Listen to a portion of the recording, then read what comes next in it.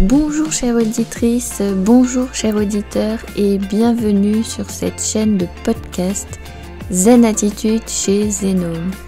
Donc je suis Stéphanie Jasny, je suis énergéticienne, médium et passeuse d'âme et je travaille au sein de ma micro-entreprise que j'ai ouverte en janvier 2023. Donc vous pouvez me retrouver sur les réseaux sociaux sous le nom de Stéphanie Zenome, mais également sur mon site www.zenome.fr. Vous y trouverez les nouveaux accompagnements que j'ai mis en place pour la rentrée de janvier 2024 et je vous invite à vous inscrire à ma newsletter pour vous tenir informé sur les prochaines initiations qui sont possibles et les prochains stages de passeur d'âme. Tout ça, je le partage dans ma newsletter, donc n'hésitez pas, c'est gratuit. Je vous laisse maintenant profiter de cet épisode.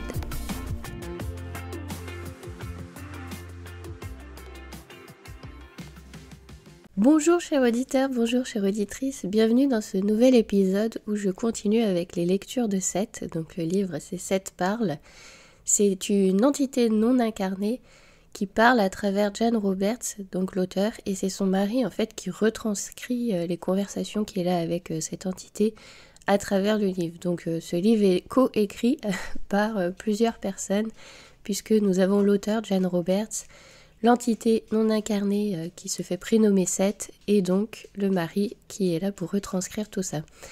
Donc c'est un livre un peu particulier parce que forcément il nous apporte des notions qui ne sont pas forcément vérifiables. C'est vrai que comme il parle de réincarnation, de ce qui se passe après la mort, des moyens de communication que nous avons autres à travers les rêves, etc., forcément j'ai pas de preuves en fait à vous apporter à part vous expliquer ce à quoi j'adhère, ce à quoi je n'adhère pas, ma pensée et mon questionnement encore. Parce que forcément à chaque fois qu'on avance dans son cheminement, on apprend des choses mais on se pose toujours des questions, on est tout le temps en apprentissage, ça ne s'arrêtera jamais. Donc souvent, si vous écoutez déjà mes épisodes, vous savez que je vous partage une notion, je la développe, je vous donne parfois des exemples si j'en ai eu une expérimentation ou pas, et puis je soulève parfois des questionnements, voilà, pour vous amener à réfléchir aussi vous par vous-même, puisque mon but ce n'est pas que vous adhériez à mes pensées, que vous adhériez à mes idées, mais c'est que vous trouviez votre propre vérité intérieure en vous interrogeant, vous aussi, sur tous ces principes en fait un peu philosophiques, spirituels, ésotériques que je développe dans mes épisodes.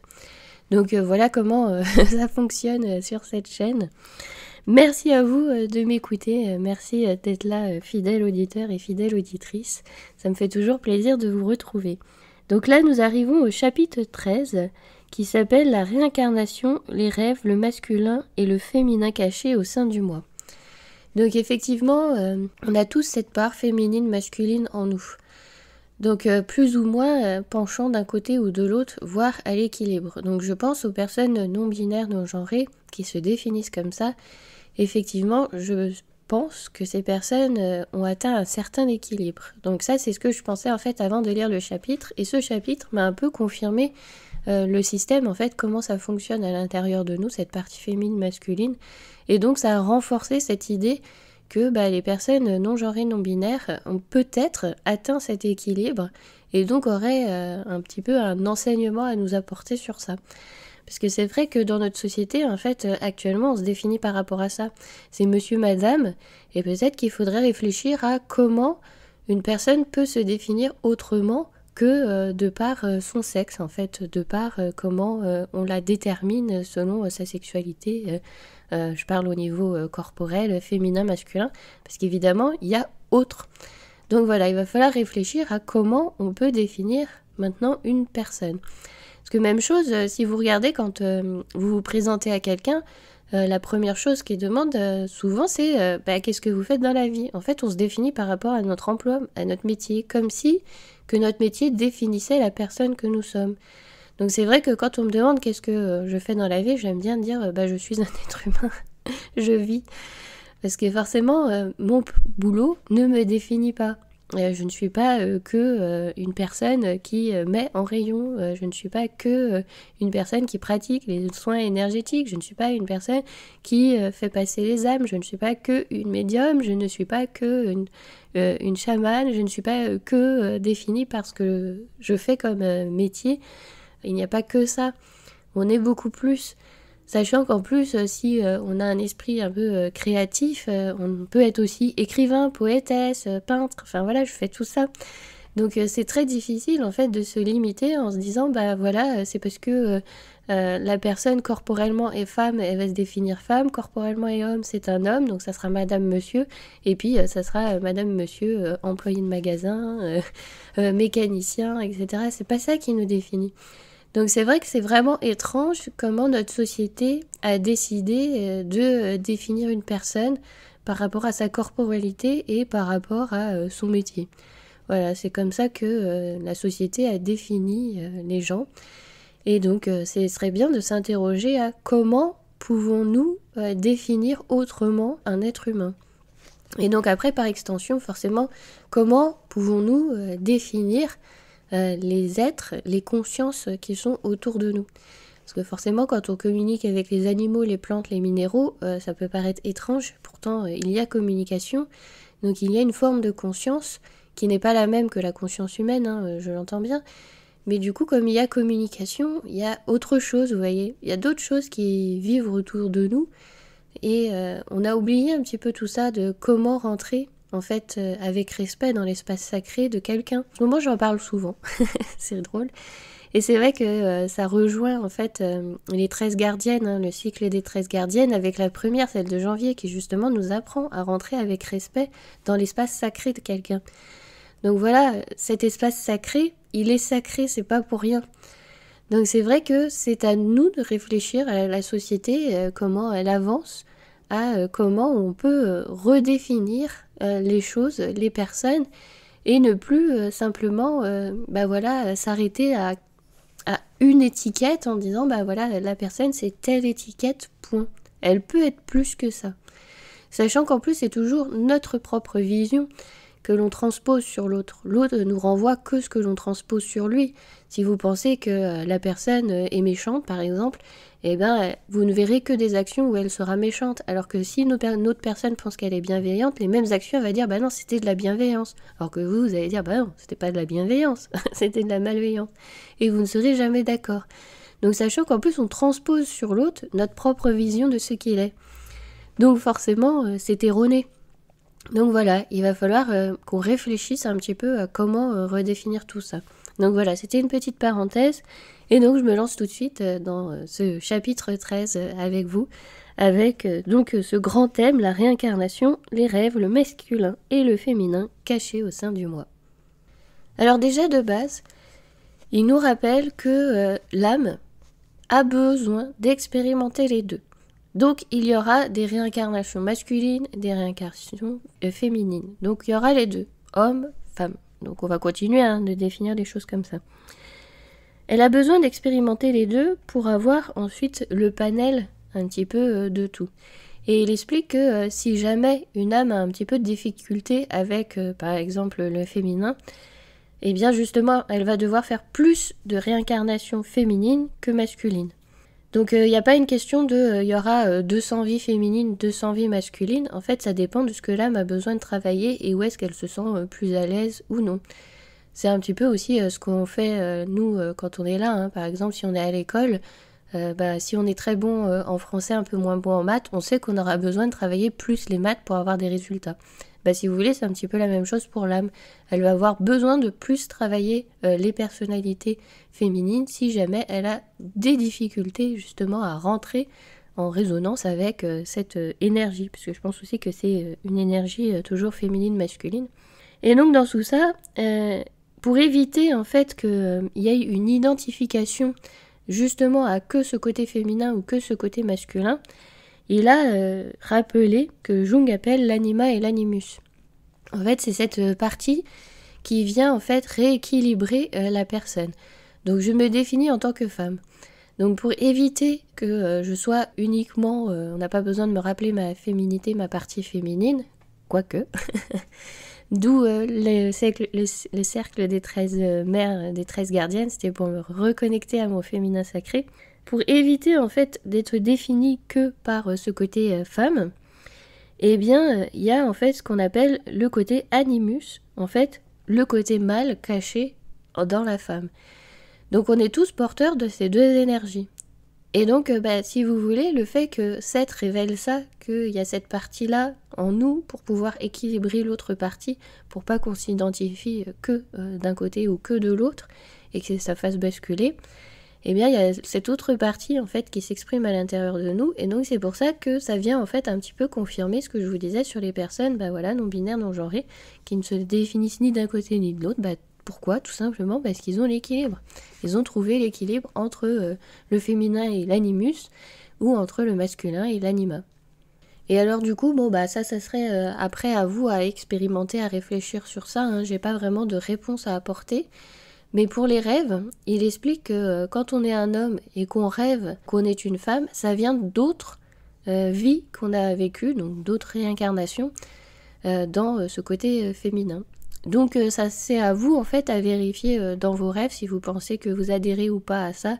J'ai pas vraiment d'avis là sur le sujet, je vous partage juste cette notion que à travers les rêves, quand vous n'êtes pas en fait la personnalité que vous êtes actuellement, ça serait en gros un souvenir de cette autre vie que vous auriez vécue. Et en plus, il ajoute même que l'anima en fait qui est donc chez l'homme présent, cet anima contient la connaissance de toutes les histoires féminines passées que donc cet homme a vécues. Donc si vous voulez, cette personne, elle peut se connecter à cette partie-là et donc à toutes les réincarnations féminines qu'elle a eues précédemment. Donc évidemment, on parle encore de temporalité, parce que là, on prend un instant T, l'humain, homme, quand il est dans sa temporalité, là, actuellement. Donc effectivement, s'il se connecte à cette partie anima, il aura accès en fait à toutes ces connaissances féminines de ces histoires passées. Et donc cet anima chez l'homme et cet animus chez la femme, en fait, c'est un peu comme un garde-fou pour empêcher en fait l'homme ou la femme de se suridentifier dans cette caractéristique culturelle, soit féminine, soit masculine.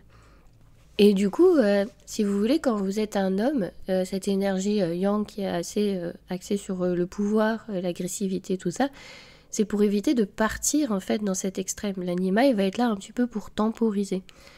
Donc c'est vrai que quand on regarde en fait les personnalités qui s'expriment sur Terre, on peut voir que l'anima ne s'exprime pas de la même manière en fait chez tout le monde, parce qu'il y a cette part agressive chez certains qui est plus développée que d'autres. Donc on peut voir où les personnes se situent au niveau de ce curseur de l'équilibre. S'il penche un peu plus le côté masculin, féminin, ou s'il est entre les deux, s'il est au point d'équilibre. Vous voyez, on peut voir à peu près à travers tout ça. Et c'est vrai qu'il y a des personnes actuellement qui ont peur en fait de cet équilibre. Pour les personnes qui se définissent elles, on voit que les gens font « Ah oui, il n'y aura plus d'hommes, il n'y aura plus de femmes, voilà, on sera tous pareils, etc. » On sent que ça fait peur, cette notion d'équilibre actuellement. Le changement, en fait peur. Apprendre quelque chose de nouveau, rencontrer quelqu'un de nouveau, de toute façon, fait toujours peur. Alors pourquoi ça fait peur ? Eh bien, c'est parce qu'en fait, c'est ce qu'on nous a un peu implanté depuis des générations et des générations, l'autre fait peur. Si on regarde en plus...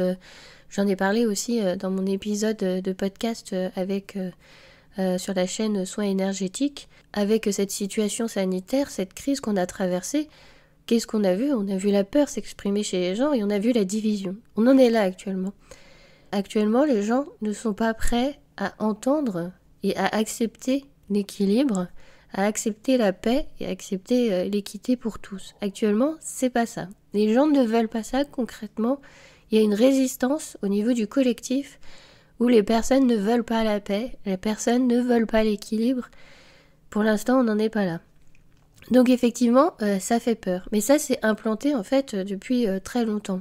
Vous savez, là, j'étais partie en initiation chamanique, puisque j'apprends aussi de ce côté-là. Elle nous a rappelé, je vais dire ma maître chamane, c'est joli dit comme ça, elle nous a rappelé que... l'égrégore dans laquelle on vit dans notre société influence quelque part qui l'on est. Donc si vous vous posez la question de savoir si vous nourrissez un égrégore plutôt positif ou plutôt négatif, si vous voulez savoir un petit peu où vous orientez dans votre vie en général, c'est simple. Quand vous regardez en fait un égrégore, si vous voulez, c'est la masse en fait qui va nourrir cet égrégore qui est tout en haut. Donc, si vous ne savez pas en fait si tout en haut c'est tout à fait bien ou tout à fait pas bien selon la morale qu'on a dans cette dimension duelle terrestre, si vous voulez savoir si vous nourrissez quelque chose de positif, de négatif, redescendez tout en bas et regardez où se situe la masse et comment interagit la masse. Donc je prends un exemple concret. En ce moment, à l'heure où j'enregistre l'épisode, il y a Roland Garros, je vais prendre cet égrégore positif. Vous verrez, vous pourrez transposer ensuite sur d'autres sports où l'égrégore est un peu moins positif et vous allez comprendre. C'est parce que je voulais pas en fait stéréotyper certains sports avec des connotations négatives. Je vous laisse transposer et faire vos propres recherches par vous-même. Parce qu'en plus, comme j'ai un avis négatif sur ce sport négatif, qui nourrit un égrégore négatif, forcément j'influence un petit peu. Donc du coup, je prends l'inverse, je prends un égrégore positif. Si vous regardez en fait, Roland Garros, le tennis et tout ça, pourquoi je dis c'est un égrégore positif? Parce que si vous regardez en fait les supporters qui sont en bas, donc la masse, les gens qui supportent les joueurs, etc., quand il y a quelqu'un qui perd ou quand il y a quelqu'un qui gagne, les gens ne descendent pas dans la rue pour tout casser. Donc concrètement, vous savez que vous êtes en train de nourrir un égrégore plutôt positif, dans le sens bien sûr toujours ici sociétal. On n'est pas là en fait pour émettre un jugement, mais on regarde juste, on observe les comportements. Les gens ne descendent pas dans la rue pour brûler les voitures, casser, insulter, etc. Donc vous savez, à partir de ce moment-là, la masse, quand vous voyez la masse qui est plutôt tranquille et plutôt calme et plutôt cool, vous savez que derrière, c'est un égrégore plutôt positif, plutôt calme, plutôt serein, qui n'est pas là en fait pour causer en fait des comportements violents, agressifs, etc. Il nourrit quelque chose de plutôt créatif. Donc à partir du moment où vous voyez ça, vous savez que vous nourrissez en fait un égrégore positif. Ça peut vous indiquer vous-même où est-ce que vous avez envie de mettre de l'énergie et pourquoi. Surtout si vous ne connaissez pas en fait qui est tout en haut de cet égrégore et que vous ne savez pas en fait observer ses comportements. Parce qu'effectivement, si vous regardez après, par exemple, les politiciens, eux, ils sont tout en haut de cet égrégore. Quand on choisit un chef de l'État, si vous arrivez à analyser ses comportements, à voir et à vous dire non, c'est pas très positif ou ah oui, c'est plutôt positif, là vous savez en fait quel égrégore vous nourrissez en votant pour cette personne et en y donnant en fait votre énergie, parce qu'on y donne forcément notre énergie. Donc c'est un petit peu la même chose au niveau en fait sociétal où on est, suivant où on est dans notre culture. On nourrit en fait cet égrégore collectif, cette pensée collective, et elle nous influence aussi sur nos comportements. Il faut en avoir conscience. Donc peu importe où on se trouve dans le monde, dans quelle culture, il faut avoir conscience qu'on nourrit cette culture, on nourrit cet égrégore, et donc si à l'intérieur de vous ça provoque de l'agressivité, que ça provoque de la rancœur, de la honte, de la culpabilité, etc., vous savez que vous n'êtes pas en train de nourrir un égrégore positif, vous savez que vous êtes plutôt dans la négativité, vous êtes plutôt en train de vous ronger, plutôt en train de vous faire du mal et de cultiver en fait après ce mal en vous, et donc ce qu'on disait, cette maladie, ce mal-a-dit. Vous voyez, il y a tout ça qui se joue. Donc voilà, du coup c'était une petite aparté sur les égrégores, et comment, d'un point de vue sociétal, on peut influencer nos comportements. Donc, actuellement, on en est là. La société ne veut pas changer, la société ne veut pas la paix, et donc, on doit moduler à travers ça. Et donc, c'est à nous de chercher qu'est-ce que l'on veut, au final, qu'est-ce qu'on veut, nous, pour nous. Donc, vous pouvez très bien vous dire, moi, de toute façon, je suis femme, je veux exprimer ma féminité. Vous savez que vous avez l'animus qui est là pour équilibrer. Vous souhaitez être plus du côté de votre féminin et pas trop masculin, vous n'avez pas envie d'avoir l'équilibre, vous avez décidé d'être de ce côté-là, c'est tout à fait ok. Dans ces cas-là, c'est juste en prendre conscience de où vous en êtes, vous, avec vous-même. Donc si vous voulez, toute la réalité qu'on se crée autour de nous sert à ça en fait, c'est notre curseur de savoir où on en est actuellement avec nous-mêmes. Et donc, à travers ce chapitre, c'est ce qui nous rappelle un petit peu. On est porteur de tout. Mais après, tout est toujours une question de choix. Qu'est-ce qu'on a envie de montrer et d'exprimer au monde? Et en quoi l'autre, qui a décidé de montrer et d'exprimer autre chose, vient me déranger? C'est toujours intéressant de se poser la question, pourquoi ça me dérange? Pourquoi ça me dérange que la femme qui est en face de moi, elle a envie d'exprimer son masculin, elle se définit homme. Pourquoi ça me dérange? Au fond, est-ce que ça remet en question qui je suis, la femme que je suis? Non. Et inversement, quand vous êtes un homme et que l'homme d'en face se définit femme, qu'est-ce que ça vous dérange? Et donc pour les personnes non binaires, vous définissez vous femme ou homme et la personne en face ne se définit ni l'un ni l'autre, qu'est-ce que ça vous dérange? Qu'est-ce que ça vient questionner en fait chez vous? Pourquoi c'est dérangeant? En fait c'est surtout ça, c'est surtout là où il faut porter notre regard. Pourquoi ça nous dérange? Pourquoi ça nous percute? Pourquoi ça a une importance? Au final, si on regarde dans la vie, on est quand même dans une société assez libre, où chacun fait ce qu'il veut. Alors pourquoi c'est dérangeant si l'autre ne fait pas comme moi? Qu'est-ce qui nous dérange? Qu'est-ce qui vient en fait réveiller une blessure chez nous, un problème chez nous, quelque chose à l'intérieur de nous? Qu'est-ce que ça met en évidence chez nous, plutôt que chez l'autre? Parce que l'autre, au final, il fait ce qu'il veut. Hein. Il sera toujours libre de faire ce qu'il veut, quand bien même vous pensez que c'est autrement. L'autre est libre de faire et de penser ce qu'il veut. Donc, cherchez plutôt là, qu'est-ce que ça nous dérange? Qu'est-ce que je nourris derrière? Est-ce que je nourris une blessure? Est-ce que je nourris une culpabilité? Est-ce que je nourris un regret? Est-ce que je nourris du remords? Est-ce que je nourris de la haine? Ou est-ce que je suis plutôt dans la paix? Est-ce que je suis plutôt serein? Est-ce que plutôt je traverse les choses calmement? Vous voyez, c'est tout ça en fait qu'il faut plutôt regarder et interroger dans nos mécanismes. Un petit point génétique dans ce chapitre. Dans mes études, j'étais très très génétique, franchement, j'adore. C'est vraiment une passion. Pourquoi je n'ai pas continué dedans? Bonne question. Voilà, c'était un cheminement. Mais du coup, cette partie génétique, je trouve hyper intéressante. Donc là, même chose, j'ai pas de preuves non plus. Ça pourrait être intéressant si jamais un jour vous voulez vous lancer comme ça dans un parcours chamanique ou énergétique, etc., que vous êtes néophyte, que vous n'avez jamais rien entamé, de faire un test ADN avant. Ensuite, de vous lancer dans ce parcours chamanique ou énergétique, etc., et de faire un test ADN après et de comparer. Parce que j'aurais vraiment pas de preuves, moi je ne l'ai pas fait, donc j'en sais rien, je peux juste vous dire on m'a dit que, voilà, mais je n'aurais pas de preuves à apporter. Donc effectivement, dans mon parcours initiatique, j'ai incorporé des alliés végétaux, minéraux, animaux, à l'intérieur de moi. Comme je les ai intégrés à l'intérieur de moi, on m'a dit que, donc il faut toujours se méfier de on m'a dit et toujours s'interroger derrière, que ça avait changé au niveau de ma structure ADN. Donc je trouve ça hyper intéressant, mais je n'ai aucune preuve, je n'ai fait aucune étude dessus, donc du coup je ne peux pas affirmer que. Mais c'est vrai que si jamais il y a des généticiens qui m'écoutent, c'est vrai que ça pourrait être intéressant de faire des tests en fait sur un panel de population, de savoir en fait leur ADN avant, leur ADN après certaines pratiques, voir comment ça influe. Donc voilà, je peux juste dire, effectivement, j'entends beaucoup de choses sur ça, qu'effectivement quand on pratique l'énergétique, ça change au niveau de l'ADN, ça change au niveau de l'hélice de l'ADN, etc. Est-ce que j'ai des preuves concrètes? Non. Donc voilà, mais c'est vrai que ça serait une étude hyper intéressante à faire, donc voilà, s'il y en a qui veulent se lancer là-dedans, je lance l'idée.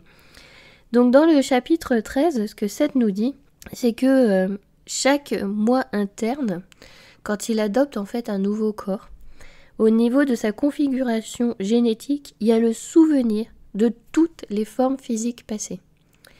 Donc si vous voulez, quand lui il regarde une personne, il voit donc les traits de la personne, de ce qu'elle est maintenant, mais il voit aussi toutes les autres, parce que il y a en fait un petit peu cette couche invisible sur le corps qui s'exprime. Il dit qu'il voit la forme physique présente, mais il voit aussi du coup toutes les autres, parce que c'est là, c'est dans la trace génétique de la personne actuelle. Donc toutes nos vies, en fait, nos autres vies, sont imprimées, sont écrites dans notre code génétique, dans notre ADN. Donc moi je trouve ça super fascinant, je trouve ça incroyable. Est-ce que j'ai la preuve? Non. Mais du coup ça serait super intéressant si jamais il y avait quelqu'un en fait qui faisait des études dessus avec un panel de personnes plus ou moins éveillées, de voir qu'est-ce qui est modifié dans l'ADN, comment ça se modifie, comment ça se structure, s'il y a des initiations chamaniques, certains rites de passage, qu'est-ce que ça modifie, quand justement il y a l'incorporation, l'intégration de nos alliés, comment ça se modifie, le fait de travailler avec un allié spécifique, comment c'est au début, comment c'est à la fin de l'apprentissage, de la phase d'apprentissage, parce que l'apprentissage ne s'arrête jamais, hein, plutôt de la phase d'apprentissage. C'est vrai que c'est intéressant de s'interroger de ce côté-là, comment la structure ADN peut se modifier, et en fait que je me posais comme question, c'est que si donc mon ADN se modifie, effectivement, quand on a des enfants après avoir intégré tout ça au niveau énergétique, au niveau chamanique, et ben du coup, est-ce que ça va être légué, si vous voulez, aux enfants? Est-ce qu'ils vont avoir cette caractéristique génétique, eux n'ayant pas pratiqué? Est-ce que ça s'implante aussi chez eux? Donc voilà, ça reste une interrogation. Je n'ai pas la preuve de, mais voilà ce que nous dit Seth, en tout cas sur le sujet, et que je trouve vraiment hyper intéressant. Comme ces formes antérieures de vos vies sont imprimées et intégrées en vous, hein, un petit peu comme une ombre qui est là dans votre psychisme, il dit qu'on peut faire appel à des forces, des capacités de nos autres personnalités. Du coup, si vous avez regardé Sense8 des sœurs Wachowski, je trouve que les sœurs Wachowski doivent avoir vu beaucoup de choses, parce qu'avec Matrix et Sense8, on se rend bien compte qu'elles ont des connaissances, donc à mon avis, elles ont eu accès à certaines connaissances avec peut-être certaines pratiques chamaniques, certaines médecines, je sais rien. Mais en tout cas, il y a des connaissances derrière, parce qu'elles nous partagent quand même à travers leurs films quand même pas mal de choses. Donc si vous avez regardé Sense8, donc du coup il y a ces personnalités, en fait, du coup là ils sont dans la même temporalité, où ces personnes sont ensemble et peuvent faire appel aux capacités physiques des autres pour pouvoir se défendre, etc. Donc du coup c'est ce qui nous rappelle Seth avec nos autres vies. On peut faire appel à la force de, à la capacité de, on a ces traces-là en nous, on a ces mémoires-là, donc on peut faire appel à ça quand on en a besoin. Donc ça aussi, je trouve ça hyper passionnant. Donc si vous avez envie d'expérimenter, si vous connaissez une de vos autres vies, autre personnalité, eh ben vous pouvez faire appel à une de ces caractéristiques, une de ces forces que vous avez rencontrées chez elle pour pouvoir l'appliquer dans votre vie actuellement. Donc voilà, c'est une expérimentation à faire, je trouve ça hyper intéressant, donc n'hésitez pas à le faire. Et c'est vrai que je pense à une situation que j'ai vécue en soins énergétiques. Donc je faisais un soin à une personne et il y avait un miroir et j'ai vu une autre personne, un être, qui du coup était comme ça à travers moi. Vous voyez, c'était moi mais pas vraiment moi, c'était pas vraiment mon visage. Et du coup, je me suis posé la question, est-ce que j'étais connectée à cet autre être qui vient d'ailleurs actuellement dans ma vie? Est-ce que j'ai une connexion avec du coup ce peuple-là? Et donc j'ai vu cette personne parce qu'elle a ces capacités-là. Ou est-ce que c'est une de mes autres vies qui est venue à ce moment-là parce que je faisais un soin et que j'avais besoin de cette personnalité? Voilà, je me suis posé la question, est-ce que c'était un peuple venu d'ailleurs avec lequel j'étais connectée actuellement? Ou est-ce que c'était une de mes autres vies? Donc là, je me dis peut-être que j'émets toujours des hypothèses parce que là j'ai pas vraiment encore la réponse concrète. Donc c'est ça hein, que je vous dis, venez expérimenter, interrogez-vous. Donc je me dis peut-être que c'est ce que nous explique Seth. Pendant que j'étais en train de faire le soin, donc peut-être que j'ai fait appel aux capacités de cette autre vie où j'étais cet être qui était capable de prodiguer ce type de séances énergétiques. Je ne vais pas parler de soins de guérison, hein. On va parler toujours de séances et de transformation, parce que c'est tout ça, vocabulaire est réservé à la médecine, on en est toujours là aussi. Et donc, je me suis posé la question et je me dis peut-être que j'ai une partie de la réponse. Ça serait à re-expérimenter, pouvoir se reconnecter à cette énergie-là. En tout cas, c'était un moment chouette que j'ai vécu, quoi qu'il arrive. Que ce soit un peuple venu d'ailleurs ou que ce soit une énergie qui était présente, ou que ce soit une de mes vies qui s'est exprimée à ce moment-là. C'était chouette de toute façon à vivre. Mais donc voilà, sachez que si vous avez le souvenir de vos autres vies que vous dites donc antérieures, sachez que vous pouvez faire appel à leur force, leur capacité dans vos moments actuels pour pouvoir en fait résoudre un problème, une interrogation de votre vie présente. C'est ce que Seth nous dit dans le livre. Donc voilà, je vous invite à essayer, à expérimenter. Et si vous voulez échanger sur le sujet ensuite, n'hésitez pas à me laisser un commentaire. Ça serait hyper intéressant. Et donc du coup, forcément, toutes ces autres vies qu'on a vécues, ça permet aussi d'éviter de nous suridentifier à la personnalité qu'on est actuellement. Donc c'est la même chose avec donc l'anima et l'animus, pour éviter de basculer que d'un côté que de l'autre en exprimant trop son côté féminin, trop son côté masculin et en reniant ce que l'on est, cette divinité, cette part divine en nous. C'est la même chose avec toutes nos autres vies. Elles sont là, elles sont imprimées en nous pour éviter qu'on se suridentifie à la personnalité qu'on est actuellement, parce que le fait en fait de toute façon de se suridentifier fait qu'on va être attaché à notre corps, à notre corporalité, à notre incarnation terrestre actuelle, et ça peut nous empêcher, donc en fait après cette vie, quand on sera dans l'autre plan, donc une fois mort, de rester bloqué et attaché à ce corps en se disant je ne suis que ce corps, je ne suis que cette personne, je ne suis rien d'autre, rien n'existe à part ça. C'est pour aussi éviter ça et être un peu plus souple pour pouvoir en fait continuer notre chemin.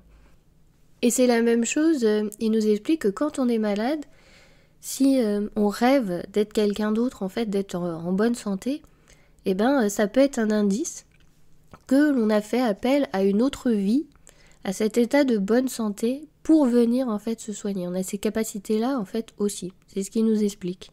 Donc là aussi, je vous invite à expérimenter, parce que bon, c'est pas forcément facile de se dire là je suis malade, je vais dormir, je vais faire appel à une de mes autres vies, elle va forcément venir pour venir me soigner. Mais voilà, il dit que c'est un rêve thérapeutique que l'on peut faire aussi. Donc voilà, je vous transmets l'astuce, à vous ensuite de faire vos propres expérimentations, d'essayer et d'en tirer vos propres résultats et vos propres conclusions. Donc vous voyez, c'est toujours un peu... au final, scientifique tout ce qu'on fait. Parce que les sciences, c'est ça. On va émettre des hypothèses, un questionnement. On va faire une expérimentation pour en tirer en fait des conclusions, parfois une solution, parfois d'autres, ça va emmener d'autres questionnements, d'autres hypothèses, d'autres interrogations. Si vous voulez, la vie c'est ça. C'est toujours une expérience en fait scientifique. C'est pour ça que je pense pas que il y ait quelque chose de magique quelque part, d'inexplicable. Pour l'instant, c'est inexpliqué, mais ça n'est pas inexplicable. Je pense qu'en avançant comme ça dans le temps, je pense que plus tard, nous serons capables en fait d'expliquer beaucoup de choses où on disait c'est un peu abstrait, c'est un peu magique, c'est un peu inexplicable, c'est un peu étrange, c'est un peu ça relève du surnaturel, etc. Je pense qu'à la longue, à force d'avancer dans nos recherches, un jour nous pourrons expliquer tout simplement scientifiquement et ça sera adhéré dans la pensée collective. Ça sera un fait comme ça. Comme la gravité, on colle tous au sol. C'est un fait. Voilà. C'est la gravité. On l'a appelé la gravité.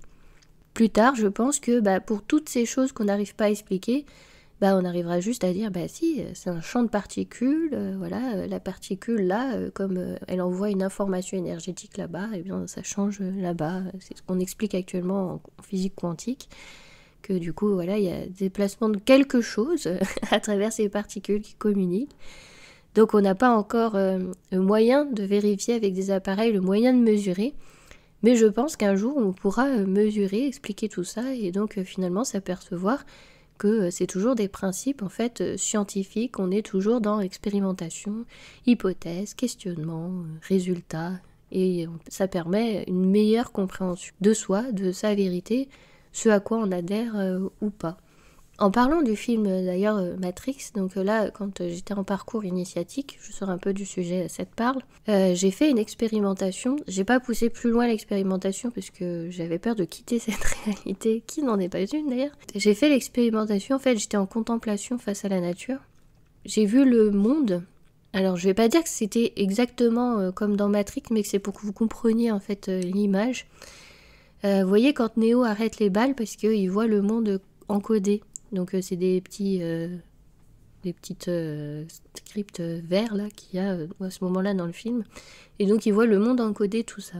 J'ai fait un petit peu cette expérimentation, j'étais en contemplation face à la nature et j'ai vu que l'espace entre les arbres n'existait pas, que tout est sur le même plan. Du coup, c'est le fait que ma conscience en fait porte attention sur cet être arbre et lit en fait la codification de c'est à telle distance que en fait ça prend sens dans l'espace. Et du coup, c'était un petit peu comme si j'étais claustrophobe, c'était un petit peu enfermant, parce que du coup, le ciel n'existait pas, c'était sur moi. La forêt n'existait pas, la distance entre les arbres n'existait pas, tout était en fait devant moi, sur moi. Donc je me suis dit, waouh, c'est hyper étrange, parce qu'au final, il n'y a pas de distance entre les choses. Donc ça, je le savais, hein, j'avais cette notion-là, j'en ai déjà parlé dans les autres chapitres des lectures de 7. J'avais cette notion, il n'y a pas d'espace, il n'y a pas de temps. Mais là, je l'ai expérimenté, donc c'est vraiment hyper étrange. Et donc, du coup, mon maître chaman m'a expliqué que j'avais fait l'expérience de la trame, chose que généralement on voit sous médecine. Donc là, j'étais pas sous médecine, hein, je précise. Mais du coup, j'ai fait cette expérience et j'ai pas voulu pousser plus loin en fait l'expérimentation. Parce que je me suis dit, si je ne reviens pas en fait à la vision du monde comme je l'ai actuellement avec ces distances, ça va être très étrange. Et j'avais moi-même peur en fait de disparaître et de n'être plus que molécules vibratoires et de ne plus avoir cette fausse impression de matière. Parce qu'au final, c'est ça, hein, nous sommes que des particules vibratoires. Donc si vous voulez, j'ai fait cette expérimentation de voir le monde sous cette forme vibratoire. Voilà, je sais pas comment mieux vous l'exprimer. Du coup, c'est pour ça que je rejoins l'idée en fait de Matrix avec cet encodage de la réalité de la matrice, où il voit cet encodage vert et en fait il en comprend les codes, d'où il peut arrêter les balles, puisque forcément il comprend les codes, donc il peut intervenir dessus, il peut écrire dessus. Quand vous faites l'expérience de la trame, même chose, vous aussi vous pouvez en fait envoyer votre demande à l'univers et attendre en fait la réponse. C'est ce que, y en a certains, ils expliquent ça sous forme de la manifestation. Mais du coup, je vous invite à, quand vous envoyez comme ça une info, c'est pas, vous n'envoyez pas, par exemple, je sais pas, vous souhaitez rencontrer l'amour, n'envoyez pas, je veux un homme brun, grand, 1m80, voilà, les yeux de telle couleur, comme ci, comme ça. Non, n'envoyez pas ce genre d'informations, mais envoyez plutôt dans la trame. Je souhaite rencontrer l'amour, comment faire pour rencontrer l'amour? Où est-ce que je dois aller pour rencontrer l'amour? Voilà, guidez-moi vers celui que je dois rencontrer, vous voyez. Laissez quelque chose d'ouvert.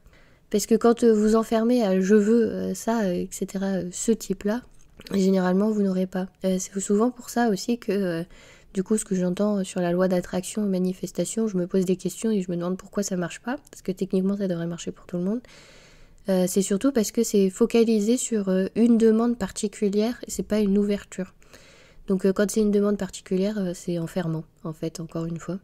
Donc voilà, essayez d'expérimenter dans ce sens-là, en envoyant comment je peux, blablabla, qu'est-ce que je peux, où dois-je aller pour...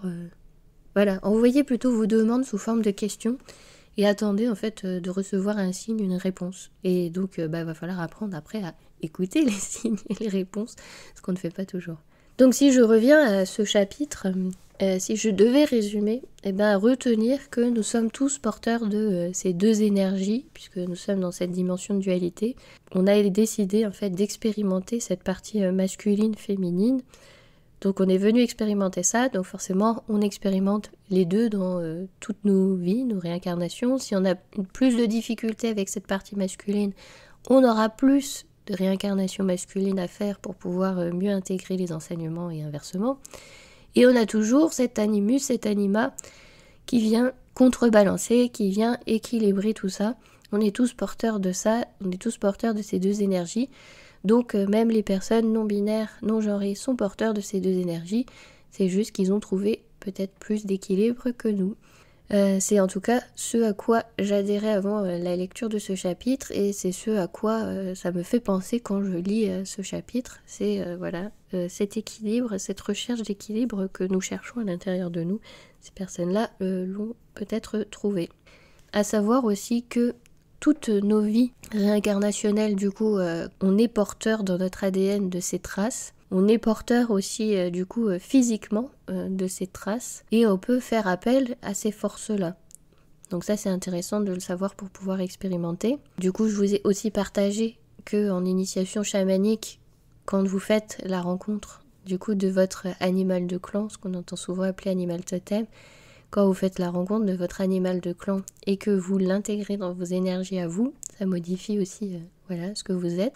Donc c'est intéressant d'en avoir conscience de tout ça, de ces mécanismes, même si pour l'instant ça paraît abstrait et qu'on ne sait pas trop quoi en faire. Vous voyez, comme l'information où je savais que le monde était encodé, était codifié. Là, je l'ai vécu, j'ai fait l'expérimentation, donc quelque part l'apprentissage, vous voyez, c'est un peu comme si qui s'était intégré en moi. Alors est-ce que aussi quand un apprentissage s'intègre en nous, est-ce que ça modifie aussi notre ADN, nos connaissances? Je ne sais pas, pour nos prochaines vies. Mais Seth, en tout cas, il nous dit dans le livre qu'effectivement, là actuellement, la vie que l'on est en train de vivre nous permet aussi déjà d'encoder, de codifier la prochaine personne en fait que l'on va être. On est déjà en fait en construction de notre prochaine vie. Donc si on croit à cette temporalité et à ces réincarnations futures, on est déjà en fait en train de programmer ce que l'on va devenir après. On est déjà en train de construire ça. Il ne faut pas oublier qu'on est des êtres multidimensionnels. On est ici, ailleurs, et on fait tout ça en même temps. Donc effectivement, on peut déjà influencer et influer sur nos prochaines vies, ce que l'on va faire à la suite.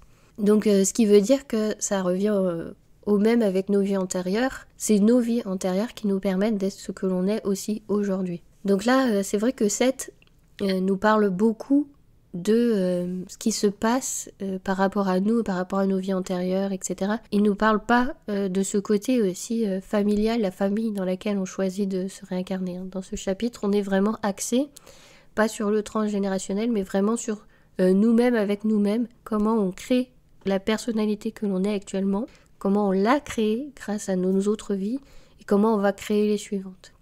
Donc en fait, il nous explique un peu que rien n'est dû au hasard, que vraiment l'âme choisit ce qu'elle est venue étudier, comment elle est venue l'étudier, pourquoi elle est venue l'étudier. Et du coup, ça remet un peu de simplicité dans tout ça, je trouve, parce que ça évite les jugements de l'autre, il est trop nul, il est trop comme ci et comme ça, moi je suis nul comme ci, comme ça, parce qu'au final, on est venu apprendre quelque chose, donc ça sert quelque chose, ça sert quelque part. Donc rien n'est dû au hasard, et rien n'est inutile. Ça peut peut-être aussi vous aider, si vous êtes un petit peu pas bien, un petit peu down, de vous dire que vous n'êtes pas là pour rien. Vous êtes là pour apprendre quelque chose, vous êtes venu expérimenter, et si vous avez l'impression que c'est des obstacles, etc., sachez qu'ils sont là aussi pour vous aider. Vous voyez, ça peut un peu vous remotiver, vous redonner cet espoir, de vous dire que vous n'êtes pas là pour rien, que vous n'avez pas choisi cette incarnation pour rien, et que tout ça ne sert pas à rien. Il y a un sens. Vous ne le comprenez pas là actuellement dans la personnalité, puisque là forcément vous êtes la personnalité, vous êtes focalisé sur ce que vous êtes en train de vivre en ce moment. Mais ça a un sens et ça sert l'âme en fait pour votre plus grand bien. Et c'est vrai que se focaliser en se disant toujours que c'est pour notre plus grand bien, je trouve que ça redonne un petit peu d'espoir. J'ai pas dit que ça règle les problématiques que l'on traverse avec notre personnalité, mais ça redonne espoir, ça redonne foi en fait en ce que vous êtes. Voilà, c'est ma façon de voir les choses. Je vais m'arrêter là et je vous remercie infiniment pour votre écoute. Et donc la prochaine fois, on continue avec le prochain chapitre, le chapitre 14. Et pour ceux qui rejoignent ma chaîne actuellement, je vous remercie. Et donc je vous rappelle un peu le principe du livre. Donc là, j'en suis dans le tome 2. Il y avait le tome 1. Et le tome 1 et 2 étaient créés à la suite, donc c'est pour ça on va chapitre 1, 3, jusque là 14, parce que les livres se suivent, et donc c'est écrit par Seth, en collaboration avec Jane Roberts, l'auteur, et donc son mari, parce que Seth est une entité non incarnée, donc forcément, qui dit non incarnée, elle ne peut pas prendre un stylo pour pouvoir écrire. Et donc ces livres s'appellent « L'éternelle validité de l'âme ». Donc voilà, si vous ne croyez pas en l'âme, ça peut être une petite ouverture à vous dire qu'il y a peut-être autre chose. On ne peut actuellement pas la mesurer, on ne peut actuellement pas la prouver, mais en tout cas, il y a des choses qui commencent à bouger, à se questionner, et je vous ai dit, un jour, scientifiquement, on pourra sûrement tout expliquer, mais nous ne sommes pas encore là, puisque, voilà, il y a encore tout à faire. Je vous remercie infiniment pour votre écoute, je vous remercie pour votre fidélité, et n'hésitez pas à me laisser un message sur vos propres expérimentations. Est-ce que vous avez testé quelque chose? Ça m'intéresserait de savoir et de partager avec vous. Merci infiniment et à bientôt.